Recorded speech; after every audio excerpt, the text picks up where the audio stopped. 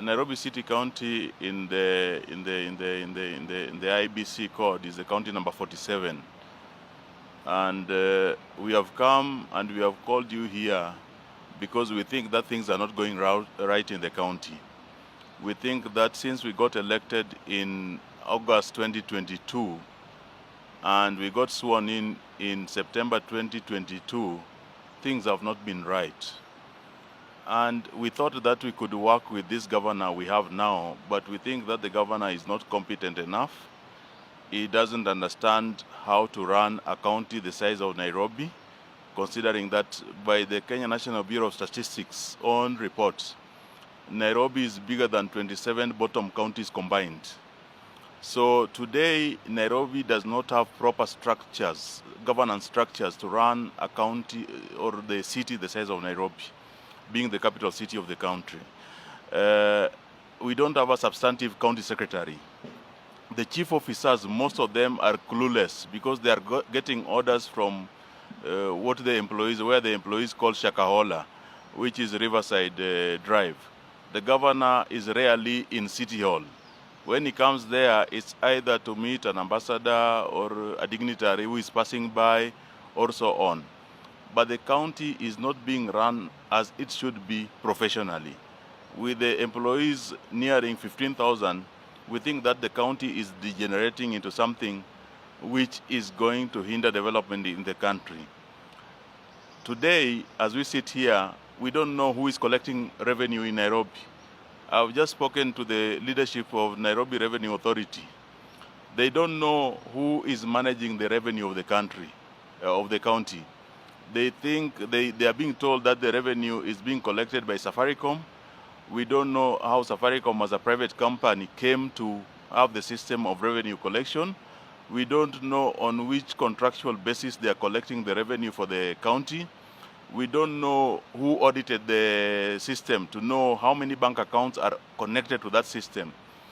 We believe that Nairobi is degenerating at a very fast rate, that if it is not rescued, then things are not going to look good. And it's getting worse year in, year out.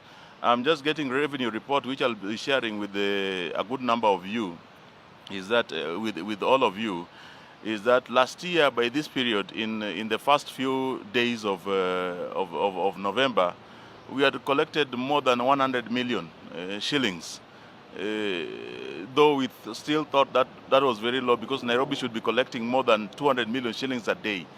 So 100 million shillings in 6 or 5 days, if you may, it translates to an average of 20 million last year. Today, up to today, they have collected, up to yesterday, they have collected 12 million shillings. It tells you that something is really not right. Counties like Kajiado, Machakos, Uasin Gishu are collecting more money than Nairobi. Nairobi with more potential, a bigger metropolis, more revenue capacity, is collecting less revenue because this revenue is being pilfered at source by few individuals in the executive and the county assembly. When the theft has been done at the executive level, then few individuals at the county assemblies are paid to look away because they hold the mantle of leadership. And we believe that if things are not corrected in Nairobi, if the president and Right Honorable Raila Odinga do not stamp their foot in Nairobi, then things are going to get worse. The president is going to be constantly blamed for poor governance because he has allowed Nairobi to be managed and to be run by somebody who had no professional credence to run Nairobi. Somebody who previously, before getting into politics, had not held a job higher than cyber cafe attendant. We believe that the governor we have today is the wrong person to manage Nairobi. Issues are emerging, a lot of issues, until sometimes we are overwhelmed. We say, what do we cover? If you go to health sector, now the governor has brought up an idea of bringing private pharmacies inside hospitals, county hospitals. How do you bring private pharmacies inside public facilities? What arrangements? What governance structures? How will they be oversighted? How will you ensure that the poor people don't pay, too exorbitant fees for prescriptions? How will you ensure that drugs are not stolen from the public systems and brought and sold into private pharmacies, which are now being housed inside the facilities owned by the public. It is very wrong. The CEOs of those hospitals have been brought into a job group called Job Group S. They are the same level as chief officers. What governance structures will you have there? How will they be supervised? How do you expect a CEO and chief officer to have the same job group? So who will be managing, who will be supervising who? Why can't we have a clarity on the structures, remuneration structures in the county? Why don't we properly ensure that these things are properly managed and things are aligned so that we don't have the poor way of managing things? When you hear, I'm just giving you a general overview, because when you hear that pieces of land is being given out to individuals to go and borrow loan, the issue of Jivanji, Jivanji approached the county because they were doing the affordable housing in Ngara. And this affordable housing, the developer was supposed to bring the money. The county was supposed to give out the land. Today, the developer didn't bring enough money. The county gave out land. The county went and borrowed money for the developer, 1.9 billion, using the county's assets as a security. The developer today, instead of finishing that house, the affordable housing, is building a mall in Kileleshwa, and he's saying that he doesn't have money. And we hear that some of the county officials are shareholders in that mall. Why is the developer building a mall in Kileleshwa if he is supposed to finish affordable housing? Why is the developer, and why is the speaker being told not to allow debate on that? We have to ask these tough questions. These all affordable housing have been oversubscribed. They were bought off plan. It means the developer has his money. He has the money from the bank loan he borrowed with the asset of the county.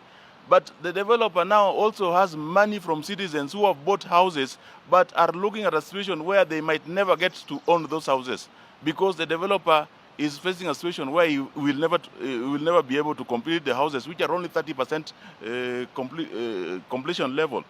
We think that things with Governor Sakaja are not looking good.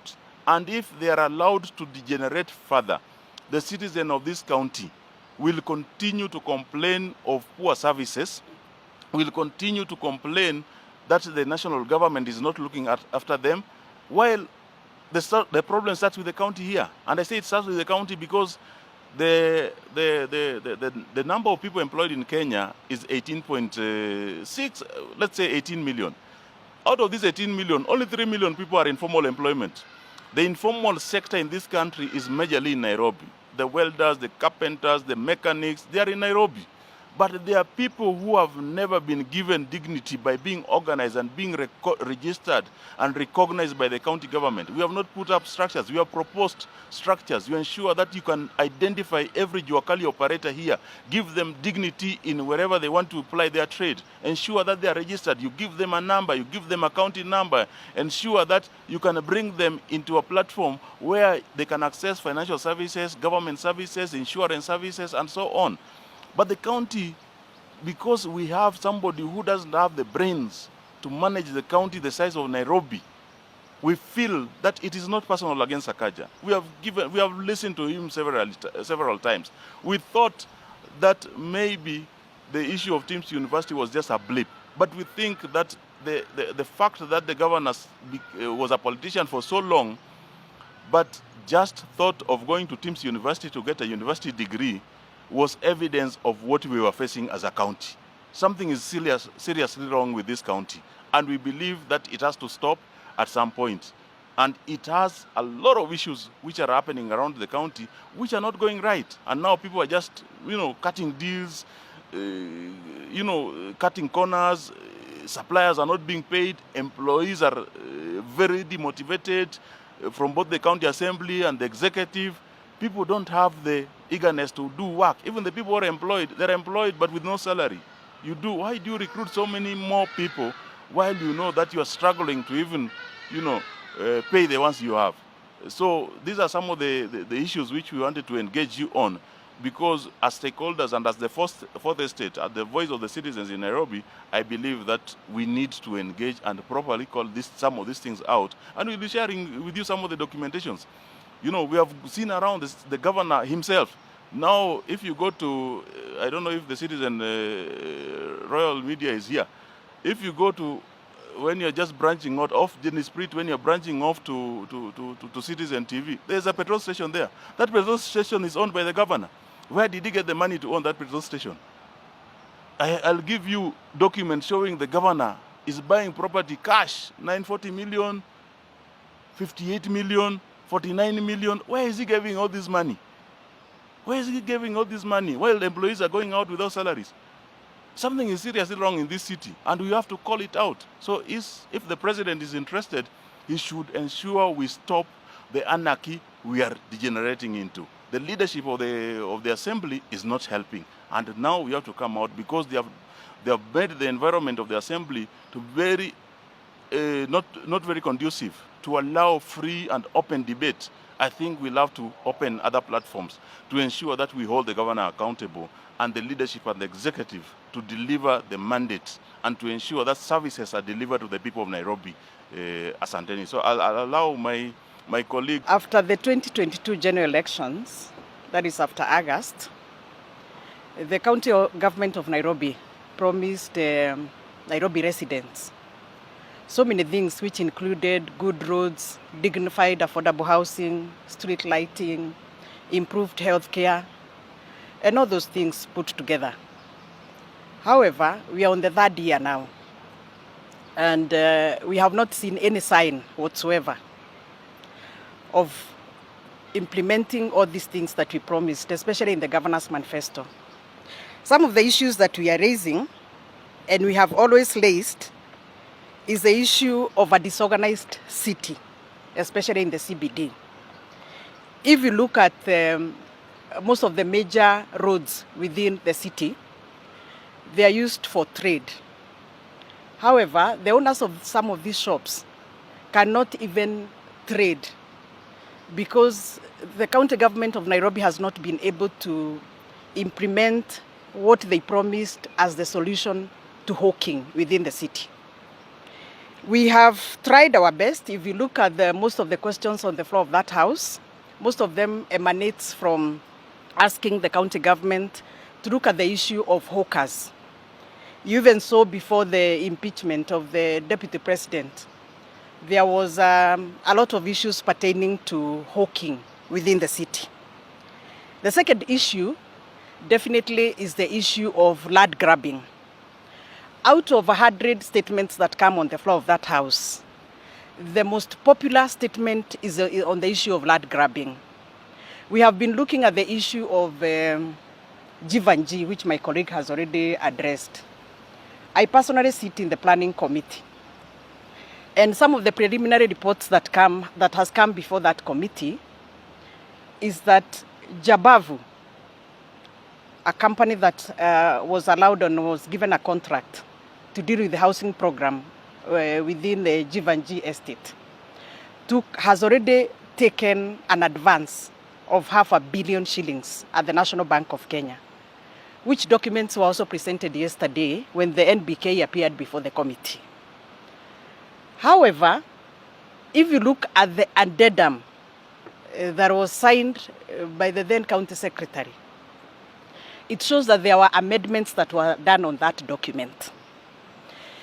The court ruling of 2023 on the issue of Pagani affordable housing informed the county government that you cannot use a title deed that belongs to the public to charge it as a collateral. The county government has already done that. The Jabavu has already taken a loan of 1.9 billion. The documents are showing they have definitely taken that advance of $500 million. And we have been asking very hard questions.